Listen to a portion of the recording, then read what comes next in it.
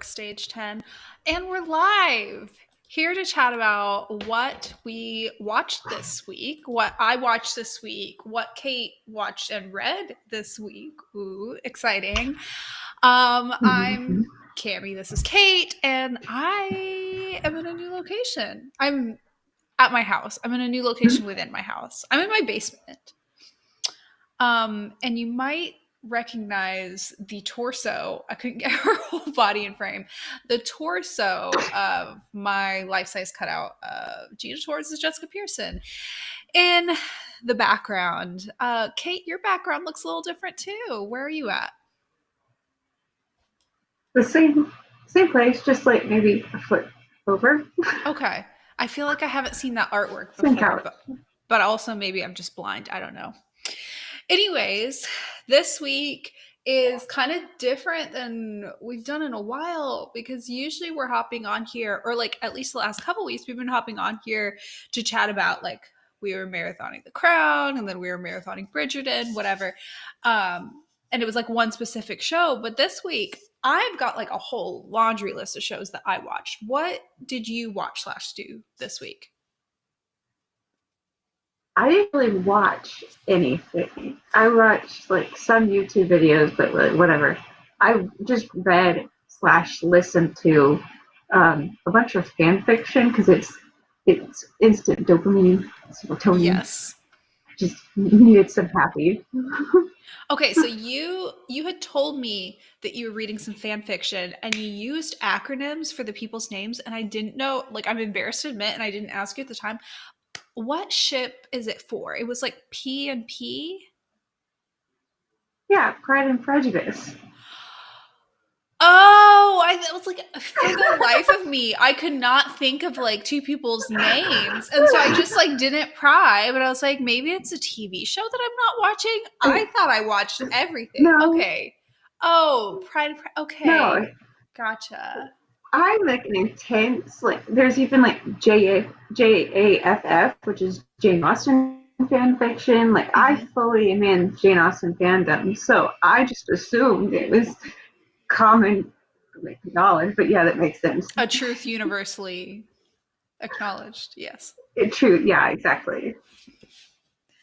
Okay, so I have actually never read. I've read a lot of fan fiction before, but I've never read Pride and Prejudice fan fiction. What's the Pride and Prejudice fanfic world like?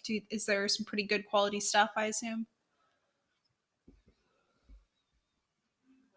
So it's got kind of there's the published half, and a lot of it's published. Yeah. A lot of writers, especially romance writers, as a practice, as a way to get their name out there, will do a lot of Jane Austen fan fiction.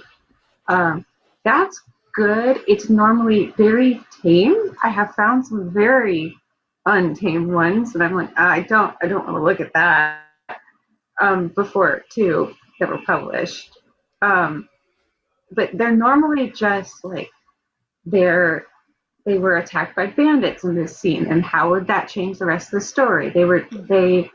This like, just one thing was different. That's normally what they do is they normally do okay, one thing happened differently in this one scene. Let's imagine the rest of the novel after that, or they it's more like a sequel Mm-hmm. on actual fanfiction.net. It's everything. So there's modern retellings. There is the we were set upon by bandits. There was Lizzie saved Georgiana, so then Ramsgate never happened. One of my favorite niche stories. Uh, there's ones about like them getting drunk and just like at Hunsford, and it's just crazy. Like there's so much. There's so much. I have I keep spreadsheets of mine just to like remember which ones I like. I have 436 on my Pride and Prejudice fan Send fiction some spreadsheet. dopamine my way. Send me the best stuff. I I would. will. Let me I tell you will what some of my send you some favorite great ones. Let me tell you what some of my favorite tropes are in fan fiction, which are not Mm-hmm. necessarily the same as my favorite tropes in romance books, but like it's similar. I really love Yeah. like any kind of like fake dating, fake marriage type thing. I'm basic and predictable.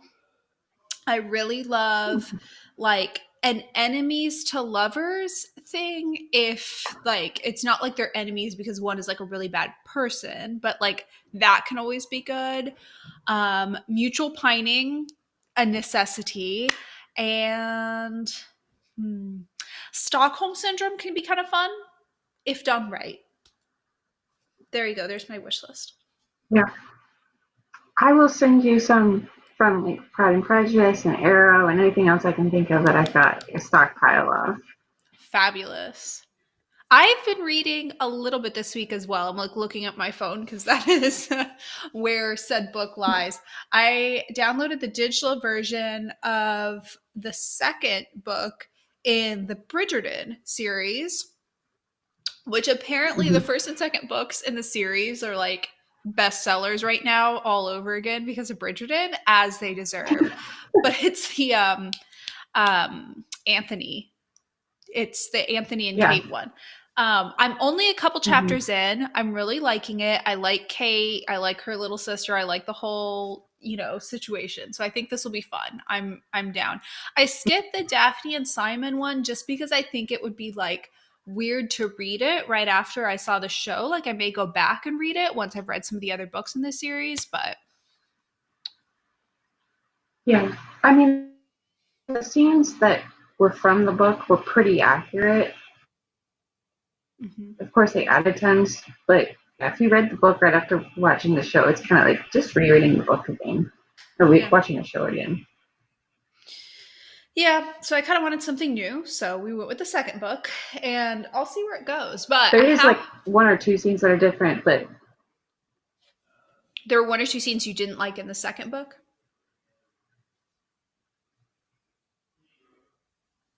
no, there's one or two scenes in the first book that are different from the show. But other than that, it's the same thing. It's the same Oh, story. I thought you said there were a couple scenes you didn't like. It was kind of cutting out. Sorry.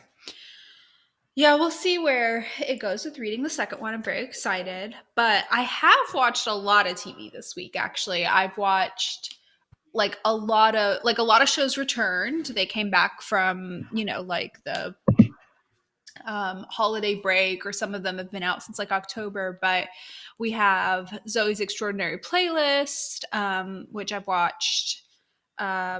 I guess there's 2 episodes out of the season. I watched the second bit that's out, or second or third episode that's out in the new season of This Is Us. Actually, it might be more than that. I watched this new game show called The Hustler, and I don't talk a lot about game shows on here. Like I talk a lot about like reality trash TV or whatever, but I watched a new game show that was so good. So I just want to give that a plug here in a second. And then I finished up the second. Okay, it was weird. Netflix released this fourth season of The Chilling Adventures of Sabrina in 2 segments. So the second segment, so like 4B, all just came out, and I finished up watching that, which was not necessarily, I guess, intended to be the finale when they filmed it, but became the finale because it got canceled. So that was really interesting, and that was what I watched, I guess, most of this week. And then perhaps most importantly, I watched the Bachelor, which was episode 2, and we got 2 one-on-one dates and 1 group date. And before we get into the Bachelor week 2, I want to pause and get your thoughts, because I coerced you into watching at least some of the first episode, the premiere, and I would love to hear what you thought about it. I honestly only watched the first scene because you were hyping it up so much. And I watched it and I was like, okay, it's funny. It's my kind of humor. But I also didn't care. I did not, which sounds bad, I know, but like I watched it. I thought that scene was funny. I thought that whole strategy was like, okay, that's a fun strategy to kind of come in here with. But then I was just had no interest in watching anymore. The first episode is always like it's kind of hard to get into because you don't know who these people are. So like with the one in the scene that Kate is referencing, they cut like most of the time, at least when I've seen, when they start the first episode of The Bachelor, Bachelorette, you have like this opening montage of basically like introducing and hyping up the Bachelor, the Bachelorette. It's always like some really great guy with like some stellar qualities who does this, that, or the other, or like sometimes it's just been like a rich, successful guy or whatever. Or like when it comes to a girl, it's like some really great girl who's like drop dead gorgeous and successful, this, that, or that. Anyways, just basically like hyping them up as somebody that easily 30 people would be very into dating, right? And this time they opened on a girl named Katie, actually, who gets out of the limo to meet him because that's what happens at the beginning of any like premiere is like all the women take turns getting out of the limo and they get to meet the bachelor or the guys get to meet the bachelorette, whatever. And she has this thing behind her back and she's saying like, oh, you know, COVID was really tough and difficult and this got me through some really tough times, so I'm ready to like pass the baton to you. And she pulls it out and it is an adult wand, shall we say. Anyways, it was just really funny. I thought it was funny that they opened the episode with that just because they don't do that. They don't open the episode highlighting one particular person, but she was pretty gutsy to do that. And then for the rest of the like night, because like after they meet the bachelor, then they get like a chance to have like basically like this little cocktail party with him. She had her little wand with her, and it was like just kind of a funny, jokey prop. But that was week one, and there were some strong personalities among these women. Week two, which I know you haven't seen the rest of week one, nor have you seen week two, nor do you have any interest in it, but like I'm gonna talk about it anyways because that's just who I am. Week two, we see him go on two one-on-one dates. He goes on two one-on-one dates and one group date. And the first one-on-one date was also the first girl they showed getting, not the first girl they showed getting out of the limo in the intro, but like in the actual sequence later in the episode when he meets them, it was the first girl they show him meeting. She also gets the first rose and she gets the first one-on-one date. She's very chill. They seem extremely compatible. They have a lot of like life and background situations in common.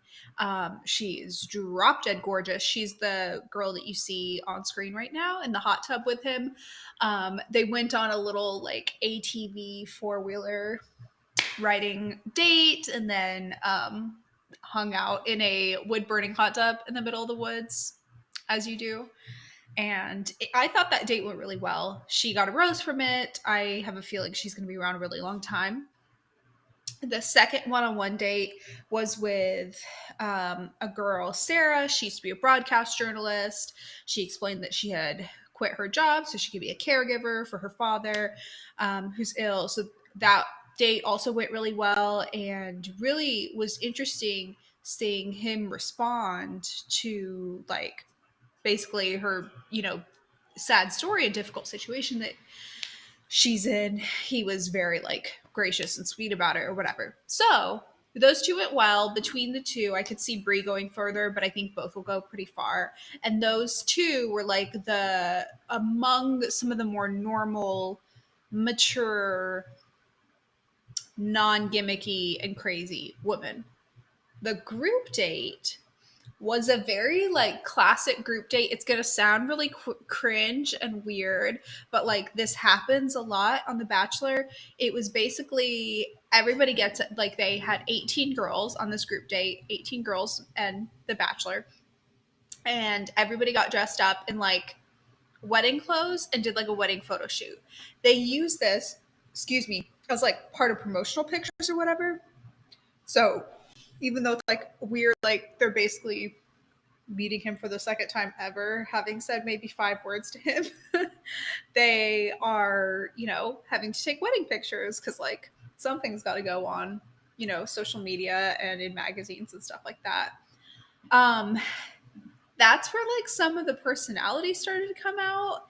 And there's this one girl who's like clearly on there to be like a plant, a villain. You know what I mean? Like she's clearly on there to be antagonistic and crazy, and it's not like I get it. Like that has to happen on reality shows like this. You have to have a villain.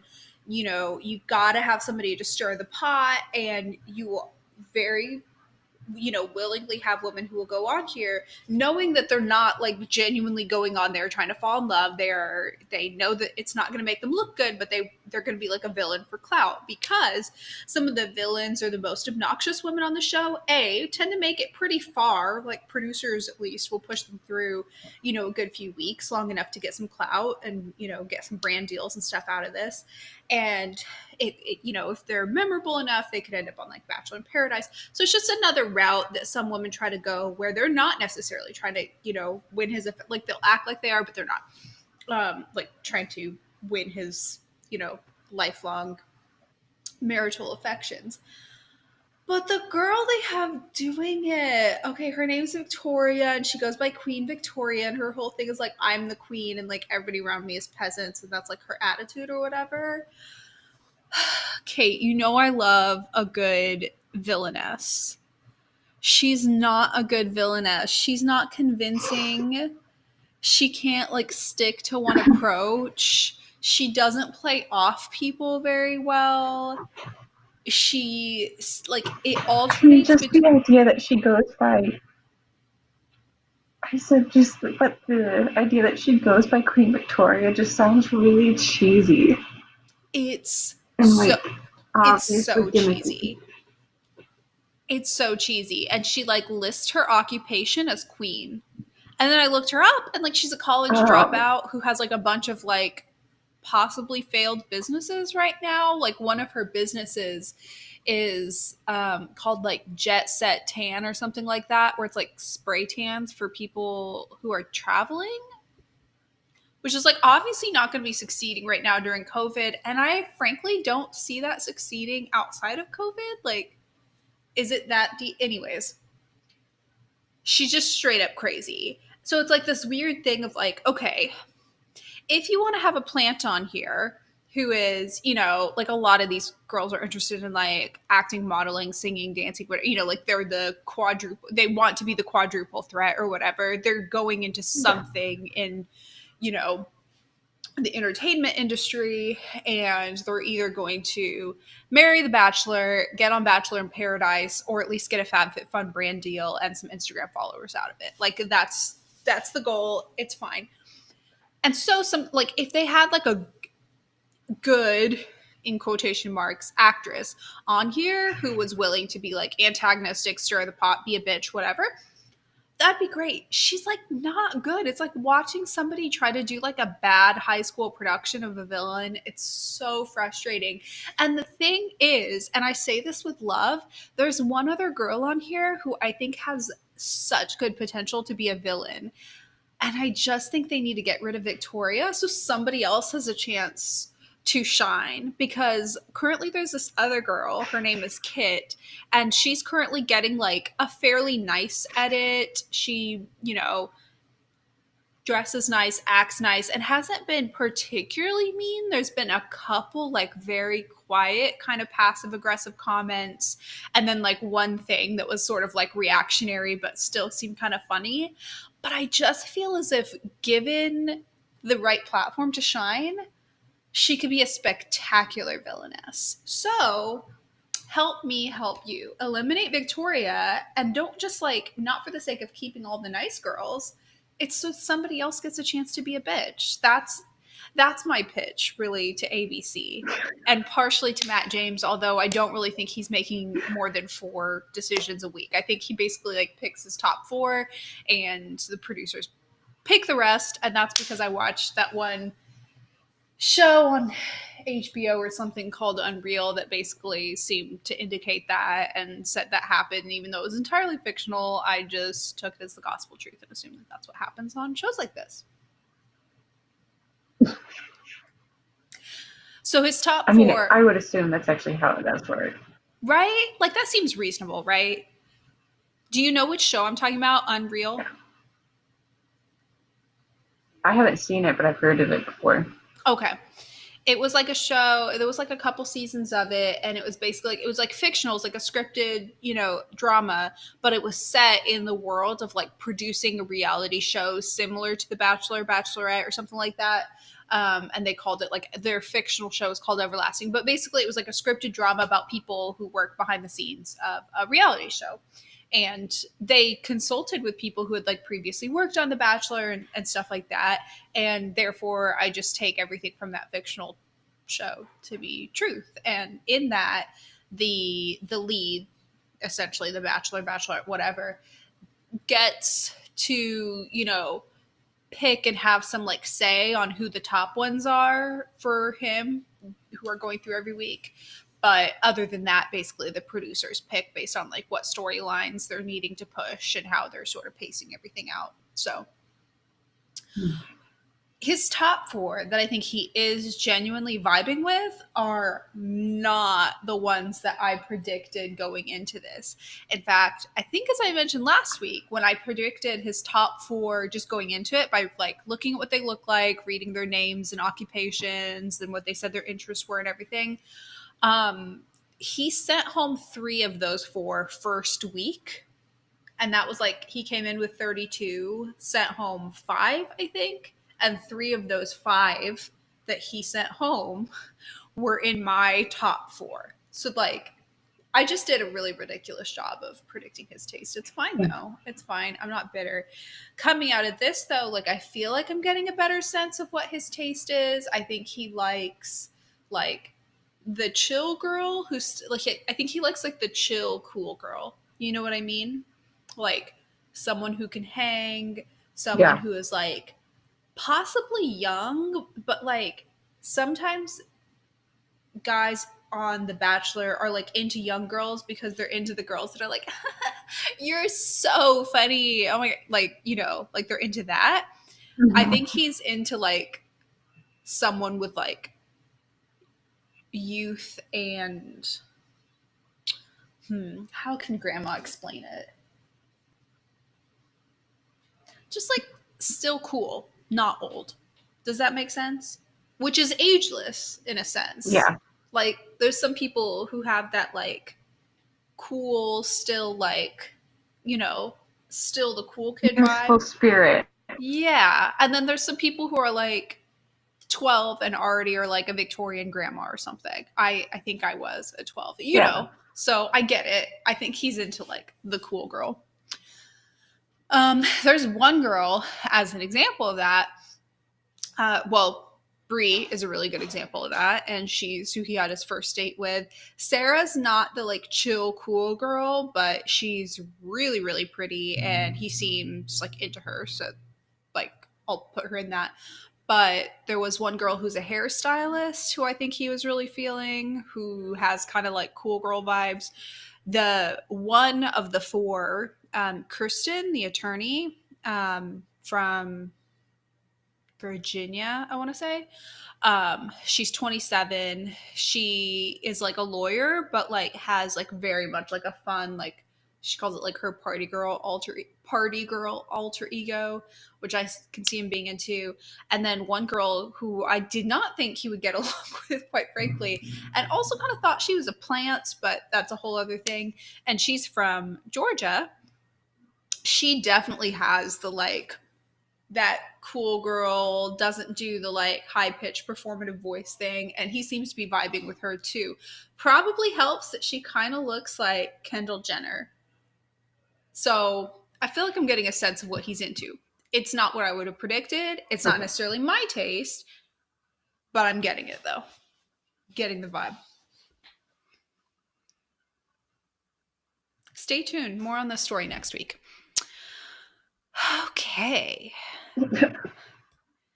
Next, I'm just going to go crazy and pitch for you this game show that I've been into. And Kate, I want to go on it so bad. It's called The Hustler. Okay. Have you heard of it? It looks. I have not heard of it. It looks cheesy, doesn't it? It looks cheesy, but in the best way possible. Like The whole it set. looks kind of like Taskmaster. Yeah. Or Clue? Ding, ding, ding. The whole set looks like Clue. So it's very much supposed to look like it's taking place in like the Clue house or a Clue themed library. And also very much like Taskmaster, actually. Yes. So it's that kind of vibe. Okay. But what it is just like a series of like 10 trivia questions. And 5 people are sat in a room and they're answering these questions. They do not answer individually, they come up with a collective answer.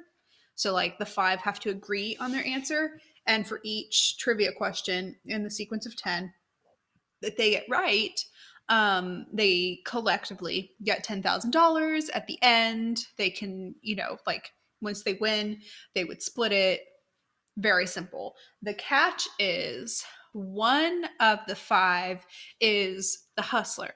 The hustler knows all the answers. So the hustler has been given all the answers in advance. They don't know who the hustler is. And the hustler, I think it's like after every 4 questions or something, gets to eliminate somebody from the group. At the end, so after 2 eliminations and then 2 final questions, because they're eliminating after like every 4 questions, at the end, they're down to 3 people always. One of them is the hustler. 2 of them are the people that the hustler has like left alive, who hasn't got like eaten by a bookcase or whatever. And they all 3 have to vote on who they think the hustler is. If everybody has figured out who the hustler is, then the 2 good people remaining who are non-hustlers get to split the cash. If they vote wrong, then the hustler gets the entirety of the cash. Does that make sense?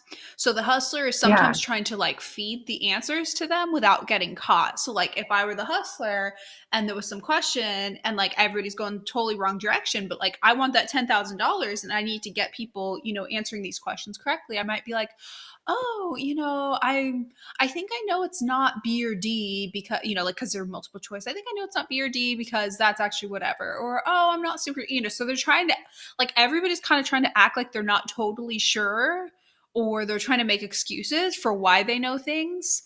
But the hustler actually can, like, get them to $100,000 if they're very straightforward about, like, leading the group. They just don't want to get caught. Does that make sense? It's so good. Yeah, that sounds really interesting. Watch it. I want to go on this show, like, non-ironically, not joking. If they put out a casting call, I'm gonna try to go on this show. Okay. And I don't want to be the hustler. I think I can figure out who the hustler is. Mark my words. Watch me go on I and think I fail want to watch terribly. before I decide. Say that again. Sorry. I said I think I'd want to watch the show before I decide if I want to be the hustler or not, because I'd want to know like the format, because I don't know if I could do that or not. Pull off line to like so many people, I think I can because I tell. just would go, yeah, that's the answer. I can't always tell if people are lying. And quite frankly, I don't think I'm even like a particularly good judge of character. You know how like there's some people who are like a good judge of character. Like they can tell when like someone's giving off bad vibes or good vibes. I don't think I'm a particularly good judge of character. I can sometimes tell when people are lying, sometimes not. But I think I can tell when people are playing dumb. And this is one where the hustler is kind of having to play dumb, if that makes sense. Like the hustler is having to try to steer them towards the right answer, but be like, oh, I'm not sure what the right answer is. And I can just kind of tell when people are doing that. So I feel like put me on the show. I'm saying that, but then like if I seem like I'm onto the hustler early on, then I would get eliminated. So maybe I'd be of no use. Anyways, Hustler, Yeah. if you're listening, put me on your show. Okay, next. I don't want to save this to the end because I only have one comment to say about it and it's really mean. Okay. So I watched This Is Us this week. Well, okay. I have a nice comment and I have a mean comment. So the nice comment is this week's episode was fabulous. It was so good. It took place entirely away from the rest of the family, just with Beth and Randall. It had to do with Randall discovering like where his biological mother was from and her like whole story. I really loved her backstory. I loved the flashbacks. I loved the romance. It was this really beautiful, like star-crossed lovers romance that they found each other in the end. It was just really, really beautiful and sad and tragic, but happy as well. And really dealt with like a lot of Randall's issues really well. Beth was funny and hilarious in this episode as always. There was this moment where like there's like have you seen the movie Princess Bride? Yes. Okay. So you know how like Favorite. it's one of your favorite. Okay, you would like this episode then. So the whole episode is them going to like basically they find out that Randall's birth mother did not die during childbirth as they were told and as they thought his entire life. And they find out that, like through a series of unfortunate events, basically, she ended up in Louisiana and she actually had a really happy, time very late in her life where she reconnected with her long lost lover, to make long story short. And they are sitting across the table throughout the entire episode being told this story by her, lover at the time of her death. And they'll sometimes interrupt. And there was this moment where like he's getting to like a really key part in the story where she like at a farmer's market basically sees the guy she's been in love with for like 20 years or whatever. And like it's the first time that she could actually even like anyways. So he, like in the flashback, she says hi to him, and Beth like interrupts like Princess Bride style and was like, hi. She just says hi after all those years of like sexual tension, and Randall's like, Beth, and she's like, what? Like it's just that whole scene and the way she played it was just hilarious. So she's just like sitting across the table from Yeah, like this. that sounds perfect. Sorry, go ahead. I was just gonna say, yeah, that sounds pretty funny. It was really good. This episode kind of like stands alone really well, like because it doesn't tie in any of the other siblings. And if you like Princess Bride and sweet romances, I think you would like it.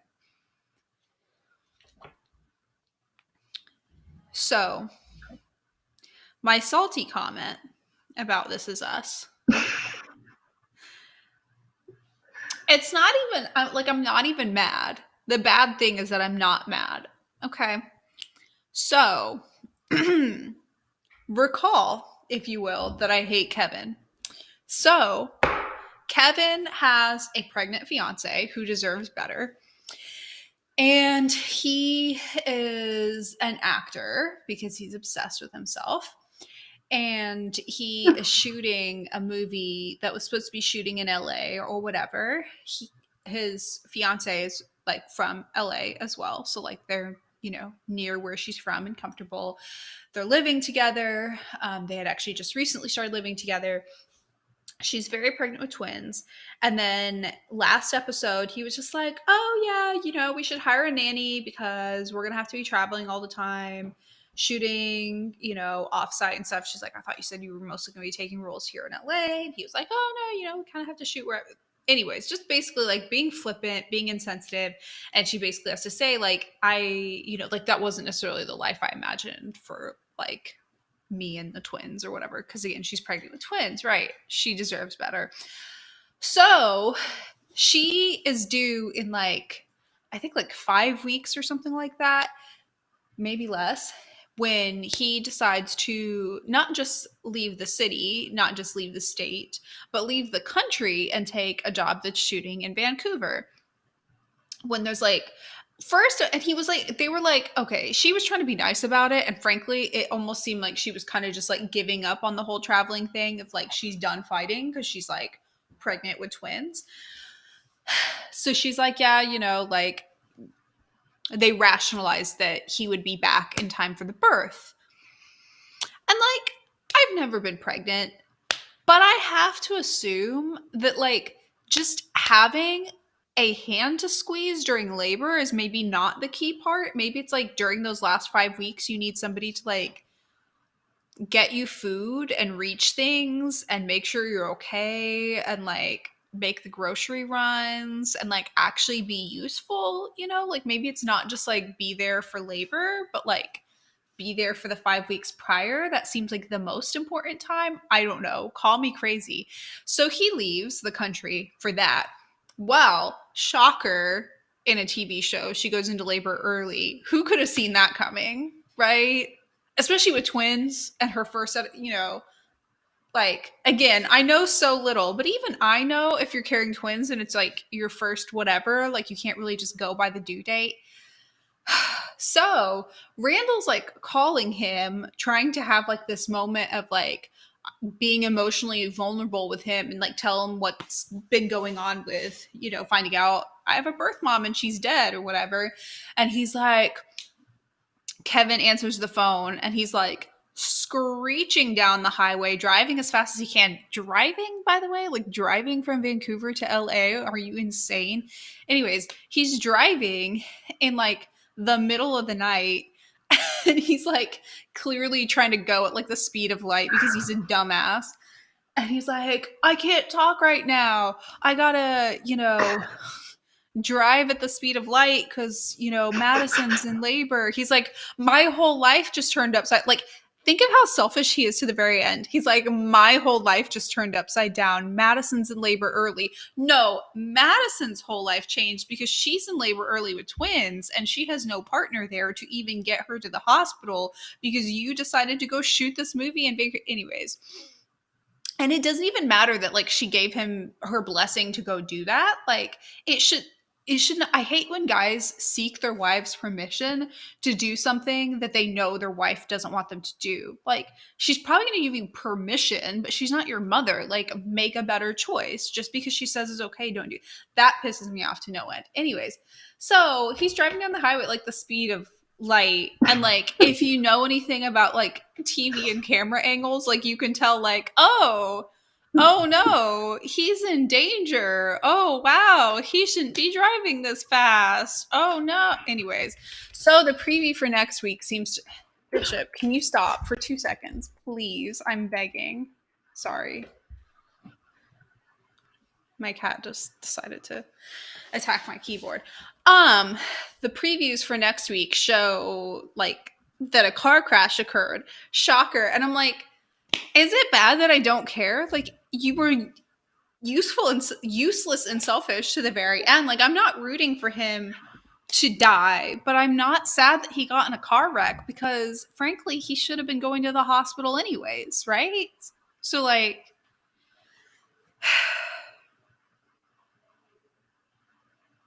my saltiest corner yet. Anyways, that's my thoughts on This Is Us. I recommend The Hustler over it. Yeah. I knew that it was really, really popular the first season. I heard all these good things. And then slowly I started hearing less and less people talk about it. And in my head, I'm like, I'm kind of glad I never started watching it and getting like, interested in it because I heard that it's not as good as it used to be. And things like that would just drive me crazy.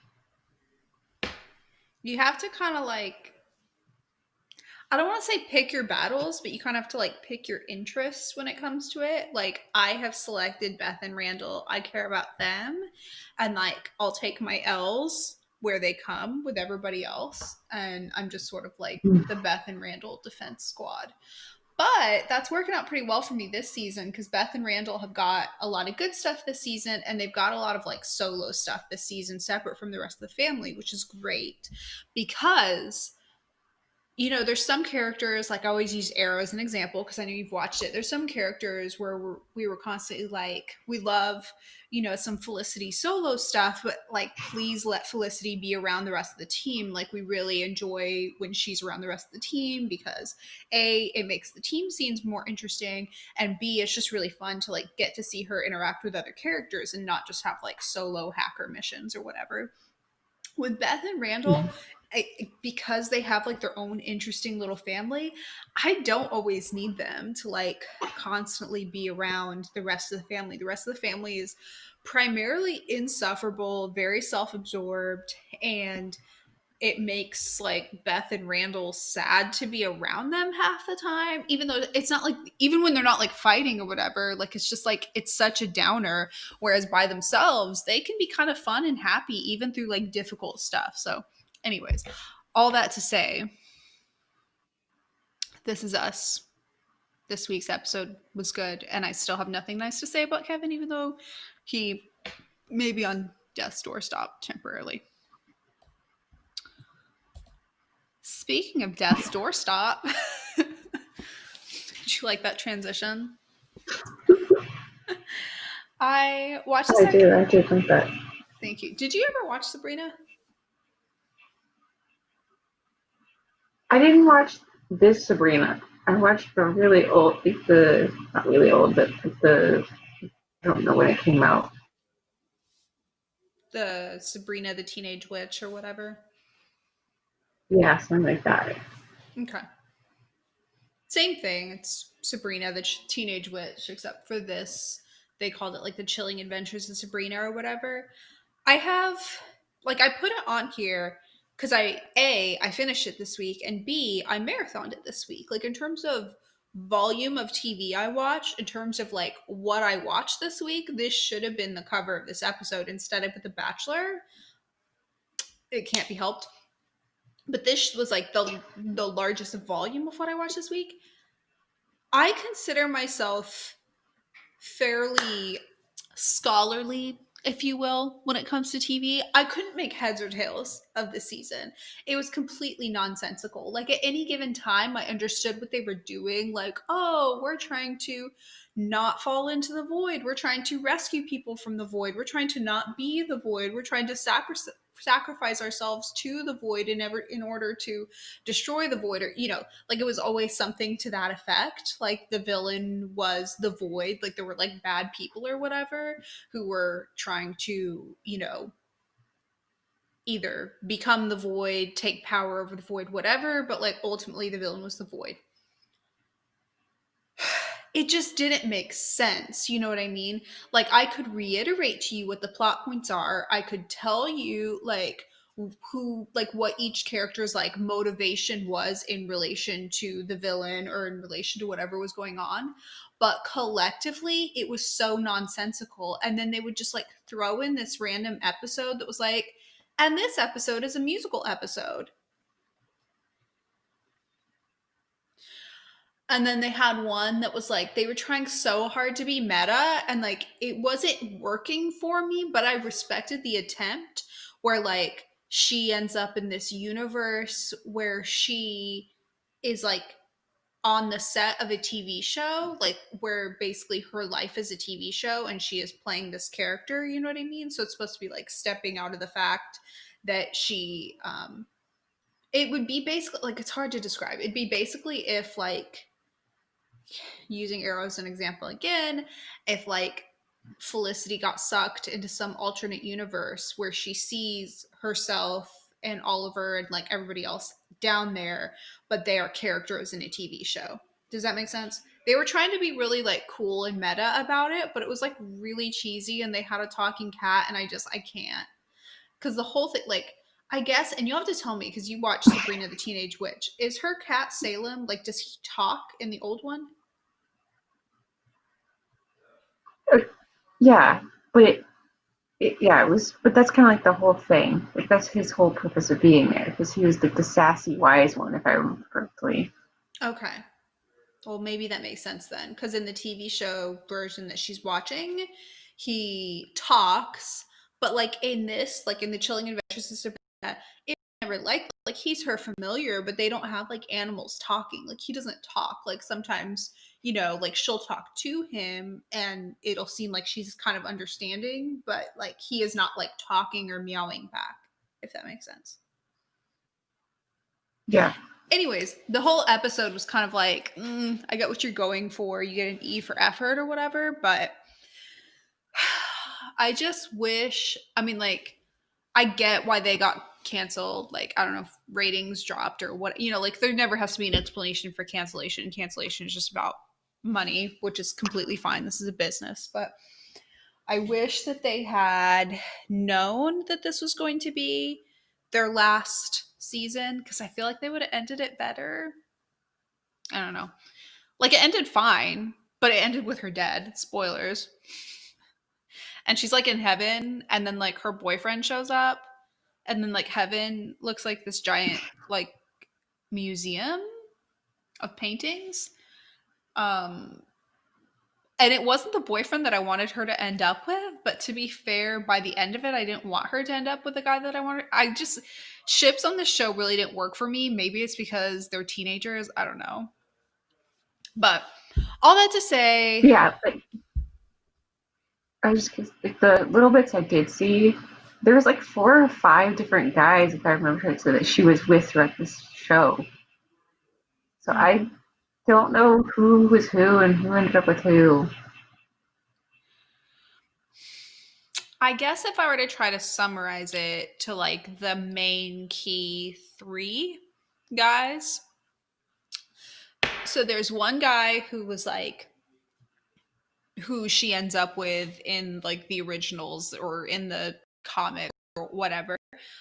His name is Harvey. I didn't particularly care for them together, but I also didn't not want them together. I just kind of needed to be sold on it a little bit more from the beginning. There were a few things about it I didn't love, but I was like, I can see the chemistry. Like, there's good chemistry between them. The story needed some work back in season 1. Then they introduced this other guy who was supposed to be like the bad boy, like she was a witch and then this like bad boy is like the warlock or whatever. So like her, when she started like, she knew she was a witch and actually started to like study the arts of witchery and stuff. Then this other guy, Nick, was who she liked, but he cheated on her, although he had some tragic backstory explanation for it. And I don't know, he was just very like inconsistent. He's hotter than the first guy in my opinion, but like, you know even whatever. Anyways, then way late into the game they introduced this other guy named Caliban, who is like, they really pulled, that was like a true enemies to lovers thing. It wasn't like with Nick, it wasn't like enemies to lovers, it was like intriguing bad boy type of thing. With Caliban, it was like an enemies to lovers thing. And at that point, she actually splits into 2 separate people. So, separate from the whole like Caliban storyline, basically she makes a choice to like split her entire entity into like, she has like 2 twin forms, and she has one of her forms go down to be like queen of hell and like rule in that region and be basically like 100% witch or whatever. And then the other form stays on Earth because she wants the experience of like going to a normal high school and like doing whatever. So the form that stayed here on Earth, they kind of had her continue to like Nick, bad boy. And then the form that went down to hell had like an ongoing enemies to lovers arranged marriage situation with Caliban. And while there was so much going on with Caliban that I didn't like, obviously, like he was an asshole and whatever, I did like that they used a lot of like fun tropes, like enemies to lovers and kind of like essentially forced marriage situation. Not like he was like forcing her to marry him, but like they kind of had to work together to take over hell, for lack of a better way to put it. And also because it was a mess, there's no other way to put it. And then the first guy, the original guy, the one that was supposed to be like childhood sweethearts or whatever, they paired him off with her best friend. And I think that was supposed to be temporary. I didn't ship or not ship that. That was just kind of like there. But they just like never took that back because they kept her with the other two options even when she was split. So there was no reason to go back to that. But then it was just like always awkwardly there that like whenever she would have scenes with him, which was frequently because like he was on her like main team, you know, they would have to like they have chemistry and then they would like write to the chemistry. So there was like this will they won't they when it was like always going to be won't they because he was dating her best friend, so you're not really rooting for them. It was weird. The ship situation was a mess. This one goes. Yeah. Anyways, rest in peace, Sabrina Morningstar and Sabrina Spellman, both sides of her, I suppose. And last but not least, I watched The Good Doctor this week. I'm still mad about Melendez. I won't stop being mad about Melendez, but the episode this week had to do with one of them having like PTSD, and they had some really fun like patients this week. They had one that was an empath. Um, it was just really interesting. So this week's episode of The Good Doctor was great, I will begrudgingly admit. And that's all. So now we return to Fanfic Corner, and I would like to hear what was your favorite fanfic that you read this week? That I read this week? Probably the one I read like last night, this morning. Oh, what was it called? I can't remember what it was called, but essentially, Elizabeth is at uh, uh, um, okay, so she stops the elopement by like beating Wickham's head in with the plank. Just goes full on like crazy warrior, Mm-hmm. and she and Georgiana become friends immediately. And then Darcy at first is like he thinks she's grasping and wants to like coerce Georgiana into like giving her money, and like he thinks she's bossing around the house. And then he has to like realize no, she's awesome and she like saved Georgiana. And then he later meets her back in Hertfordshire, and it's kind of just the entire time he's like falling over his feet in love with her already, and it's just awkward. It's hilarious. I want to read it. I expect a link. I will send you that link and every other one that I can think that was really good that like I can return to frequently. I'll send you. I'm looking forward to it. I will break that up between chapters of the second Bridgerton book. I keep wanting to say Bridgerton when it's supposed to be Bridgerton. I'm gonna get it right someday. Well, Kate, thank you as always for joining, but thank you in particular this week because this week was literally just 1 hour of Cammie screaming at Kate about what she watched this week. That's fine. So thank It you. was I hope you got fun. some homework done during this, or we're just like low key reading on the side and just like half nodding and listening. I won't take offense if so. Nah, but All right. Well, I will talk to you same time, same place next week, possibly still in the basement because I'm liking this. Despite the fact that there's like a lot of echoes and you can hear a D&D game going on upstairs. A virtual D&D game, socially distanced. Stay safe.